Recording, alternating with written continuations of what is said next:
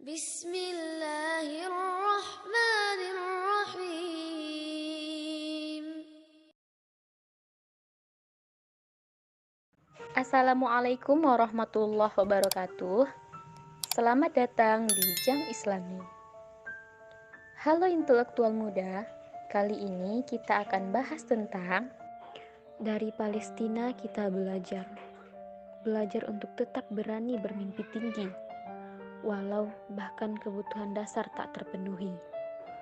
Untuk menegakkan yang benar, walau harus terancam mati berkali-kali. Untuk tetap lantang bersuara, walau dibungkam, bahkan dijatuhkan oleh propaganda kelas dunia. Untuk selalu bersabar, walau rasanya badai kehidupan menghempas tak berkesudahan. Untuk selalu bangkit, walau harapan dihancurkan, kesempatan dilenyapkan, usaha digagalkan. Untuk percaya diri bahwa pertolongan Allah pasti melindungi, walau kuatnya musuh sering menciutkan nyali. Untuk terus bergerak, berlari, berjuang, bukan untuknya harum nama diri, namun hanya berharap Allah matikan dalam perjuangan yang suci. Dari Palestina kita belajar untuk menanti-nanti, bukan kilau dunia yang jadi ambisi, tapi mengharap pertemuan dengan Allah di surga tertinggi. Ini tentang kakek yang berjalan lunglai, sesekali menoleh ke belakang karena hatinya masih tertinggal di tanah kelahiran. Tentang gemetar anak-anak yang baru saja melihat genangan darah ayahnya tepat di hadapan. Tentang ibu yang berusaha tegar menuntun anaknya mencari tempat berlindung yang aman. Allah tahu. Ini tentang 500 desa yang di bumi hanguskan tanpa perasaan. Tentang belasan ribu jiwa yang mati menggelupar layaknya hama tanaman. Tentang ratusan ribu manusia yang terusir mencari tempat berlindung, menempuh perjalanan darat juga lautan. Allah tahu tentang 7 juta manusia yang belum bisa mengecap sedikit saja madu keadilan. Tentang tawa anak-anak karena hanya bisa menikmati kampung halaman lewat cerita nenek tiap pekan.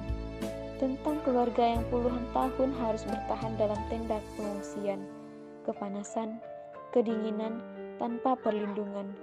Tentang kepala keluarga tanpa surat kependudukan yang harus berjuang keras mencari penghidupan.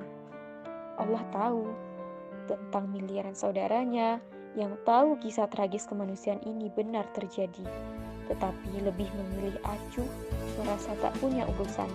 Tentang kita yang hanya mengiba tanpa aksi nyata, padahal hirup bebas nikmat rasa aman dan nyaman. Allah tahu, tapi menunggu, lalu melihat siapa manusia-manusia menyemnya yang benar mau berjuang, atau hanya duduk menunggu hingga pertolongan datang. Israel boleh berusaha sekuat apapun untuk menutup mata dunia akan penjajahan di Palestina. Israel boleh berusaha mencuci tangan sebersih apapun dari lumuran darah jutaan manusia yang ia bunuh tanpa dosa. Israel boleh memainkan makar sesempurna apapun, tapi Allah yang maha merajai bumi dan seluruh alam semesta. Tak ada makar yang terjadi tanpa seizinnya. Makar akan berbalas dengan makar. Maka, hari ini seakan-akan semesta menyuarakan derita Palestina, menyampaikan pesan anak-anak Gaza yang selama ini tak mampu bersuara. Maka, dengarlah nyanyian semesta yang ingin kabarkan Palestina lewat benda tak kasat mata bernama virus corona. Hanya dalam waktu beberapa bulan, ribuan orang kehilangan anggota keluarga.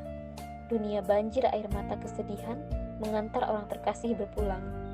Begitulah duka Gaza Palestina yang telah mereka rasakan sejak lama. Gaza berkali-kali digempur agresi militer Israel. Hujan rudal meledakkan kota, merenggut ribuan nyawa hanya dalam hitungan hari. Bagaimana rasanya? Maukah kita sedikit saja berempati? Dunia dibuatnya mampu merasakan blokade, atau yang kita sebut dengan lockdown, membuat kita terpenjara di rumah masing-masing. Resah, gelisah, takut dan khawatir melanda setiap jiwa. Baru beberapa tahun, Gaza sudah merasakan ini belasan tahun lamanya. Maukah kita sedikit saja berempati? Jutaan orang tiba-tiba kehilangan pekerjaan. Perusahaan besar rugi triliunan rupiah. Kios-kios tutup, tak sedikit usaha yang harus gulung tikar. Ekonomi negara terjun bebas. Kalau urusan perut sudah terusik, maka saatnya rakyat menjerit panik. Bagaimana rasanya? Begitulah duka Gaza sejak lama. Penjajahan membuat bumi, ekonomi Gaza hancur. Hampir setengah pemudanya menganggur. Umat Islam dibuat kehilangan masjid-masjidnya. Miliaran muslim terluka hatinya saat melihat Masjidil Haram dan Masjidil Nabawi tak bisa dimasuki seperti sedia kala. Sepi dari takbir dan lantunan ayat suci. Sedih, begitulah seharusnya kita sejak lama. Karena ada satu masjid suci lainnya, kiblat pertama kita, yang sejak puluhan tahun lalu berada dalam penjajahan Zionis Israel, Masjidil Aqsa. Begitulah, Allah memang tak memaksa kita menyerahkan Palestina. Kalau kita memilih bungkam, semesta pun akan bersuara, ya, dengan ataupun tanpa kita. Maka inilah medan perjuangan yang sengaja Allah ciptakan, untuk melihat mana hambanya yang mau ikut berjuang membebaskan tanah suci, tanah para nabi. Untuk melihat siapa yang benar mau membuktikan ucapan cintanya pada Allah dan Rasulullah SAW, untuk membuka peluang para perindu syahid mendirikan kita. Entah tragedi apa lagi yang harus terjadi untuk membuat kita berlari, tersadar, meninggalkan ringkuk selimut kenyamanan yang begitu memabukkan. Fondasi-fondasi Masjid Al-Aqsa terus dikeruk dalam penggalian ilegal, mencari kuil hayalan yang dibungkus kebohongan. Apakah harus menunggu Masjid Al-Aqsa runtuh, baru hati kita bergemuruh?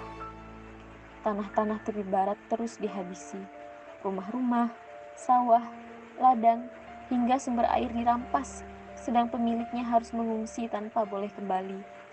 Apakah harus hilang seluruh tanah suci, baru kita mau memberi? Yahudisasi terus digencarkan, jejak-jejak para nabi dinodai tanpa henti. Tembok buruk Rasulullah kini menjadi tembok ratapan. Penduduk Muslim Al-Quds diusir, diganti dengan penduduk Yahudi. Masjid Ibrahim, tempat kekasih Allah dimakamkan, direbut oleh Zionis Israel. Apakah harus menunggu habis jejak-jejak para nabi di Al-Quds, baru kita mau turun bergerak? Pengkhianatan negara-negara muslim terus terjadi. Dengan senyuman mereka jabat tangan penjahat yang telah membunuh saudara-saudara seiman. Apakah harus menunggu Palestina berjuang sendirian, baru kita mau ulurkan tangan? Agresi militer Israel terus menghancurkan Gaza. Dalam himpitan penjara raksasa, mereka terus bertahan. Berapa ribu orang lagi yang harus terluka, lumpuh, dan meregang nyawa, baru kita berani bersuara? Hidup bukan hanya tentang dirimu. Hari ini, banyak anak muda yang mengulat ingin merebutkan sepatu model terbaru seharga puluhan juta. Sedang di belahan bumi lainnya, anak-anak hingga orang dewasa mengais-ngais tempat sampah, kelaparan berburu makanan sisa. Hari ini, banyak remaja menghabiskan siang dan malamnya untuk maraton film kesukaan. Sedang di belahan bumi lainnya, banyak remaja berlarian siang dan malam di dalam hutan demi menghindari kejaran pembunuhan tentara tirani tak berperasaan. Hari ini, banyak anak muda sibuk di mabuk romansa cinta, menghabiskan energi dengan uringan-uringan soal perasaan yang tak jelas peruntukannya. Sedang di bumi lainnya, banyak anak muda yang berjuang sembuh dari trauma, bayangan siksaan dalam penjara, juga pembunuhan orang tuanya di depan mata. Seakan-akan jadi film horor yang terus berputar dalam kepala. Kalau gelombang suara bisa merambat tanpa batas jarak dan waktu, tak akan ada hari yang kita lewati tanpa tangis bayi yang kelaparan, jerit manusia yang ketakutan, atau harap manusia yang berulang kali dihantam kekerasan. Sayangnya suara mengerikan itu tidak terdengar. Kalaupun sampai di hadapan mata, kita lebih memilih untuk menutup telinga. Tak peduli, asal bisa bahagia seorang diri. Dunia ternyata tidak berputar di sekitar kita saja. Bangkitlah, lakukan sesuatu. Hari ini, jutaan jiwa berharap menunggu gerak langkah kita. Kita hanya bisa berterima kasih. Terima kasih Gaza. Terima kasih untuk tetap bertahan walau harus melewati tidur malam yang tak pernah tenang. Serangan silih berganti hingga hari ini. tak sedikit pun niatmu ingin pergi. Terima kasih untuk tetap mau bangkit kembali, walau rumahmu hancur berkali-kali. Tak mengapa, demi tunjukkan kepada dunia bahwa kau masih pemilik tanah suci. Terima kasih untuk tetap mau lantang, maju ke depan garis perbatasan, menembus blokade dengan tangan menggenggam batu, maju berbalas peluru, berurai air mata perih bersebab gas air mata, demi menuntut hak kembali tanah Palestina. Terima kasih untuk tetap mau bersuara, berteriak di sepanjang jalan raya, menuntut hak merdeka pada dunia, walau keluargamu harus menjadi sandera, hingga hancur disiksa. Tak mengapa, demi tegaskan posisimu di hadapannya. Terima kasih untuk tetap mau berkeliling dunia, mengunjungi kami, saudaramu yang lemah upayanya, mengizinkan kami membantumu, walau jumlahnya tak seberapa. Terima kasih untuk terus maju melawan, menghadapi genosida berketerusan, walau dunia bungkam menyebutnya serangan balasan. Tak mengapa, sebab surga yang jadi tujuan. Terima kasih Gaza atas pelajaran juga teladan yang tak pernah berkesudahan. Doakan kami bisa sepertimu, memilih untuk selalu berlari, bertahan, melawan, menggalang kekuatan, walau lawanmu begitu kejam tak berperi kemanusiaan. Kita tahu kisah keteguhan Sultan Abdul Hamid II. Khalifah terakhir itu kewalahan bukan main menghadapi raja-raja kecil yang tiba-tiba membangkang. Bisik-bisik berhembus pada kawan seperjuangannya. Kau luar biasa, jangan mau bergerak bersama. Ia khawatir bukan main, mencium bau busuk dari dalam istana. Pejabat-pejabat penting mulai jadi sinting, diiming-imingi harta, tahta, dan wanita. Ia rela pasang badan, berani menolak permintaan Bapak Zionis Israel. Saya tidak akan melepaskan satu jengkal tanah di Palestina, karena negeri Palestina bukan milik saya. Nenek moyang saya telah mengalirinya dengan darah-darah mereka. Ia mulai dihantui mimpi buruk setiap malam. Ia takut tujuan Zionis akan menjadi nyata. Orang-orang Zionis tidak hanya ingin melakukan pekerjaan pertanian di Palestina. Mereka menginginkan banyak hal, seperti membentuk pemerintahan dan memilih para wakil. Ia melangitkan doa dalam-dalam, berharap agar Al-Quds tetap menjadi milik Islam. Mengapa kami membiarkan Al-Quds? Sesungguhnya Al-Quds adalah tanah kami di setiap waktu dan masa, dan akan tetap seperti itu. Al-Quds adalah kota-kota kami yang suci, dan berada di wilayah Islam. Al-Quds harus tetap menjadi milik kita. Ia harus terus menguatkan kesabaran, teguh membela Palestina. Berarti harus siap menghadapi fitnah, intrik, dan pengkhianatan untuk menjatuhkan dirinya. Sesungguhnya, jika kalian membayar saya dengan emas yang ada di seluruh dunia ini, saya akan tetap menolak. Setelah mendengar jawaban saya, mereka sepakat memberhentikan saya dari kesultanan. Begitulah, kita tahu kisah setelahnya, gelombang sekulerisme hadir. Palestina dengan mudah tercabut dari genggaman umat Islam. Seluruh keresahannya yang tertuang dalam buku harian, hari ini menjadi nyata. Ialah benteng terakhir, Sultan Abdul Hamid II. Seluruh hidupnya ialah tentang pengorbanan mempertahankan Palestina. Hari ini, sudihkah kita melanjutkan perjuangannya? Membela Palestina bukan tugas 1-2 orang. Ini pekerjaan satu generasi. Sampai jumpa di jam Islami berikutnya ya intelektual muda. Semoga kita semua bisa menjadi orang yang istiqomah juga ya. Assalamualaikum warahmatullahi wabarakatuh.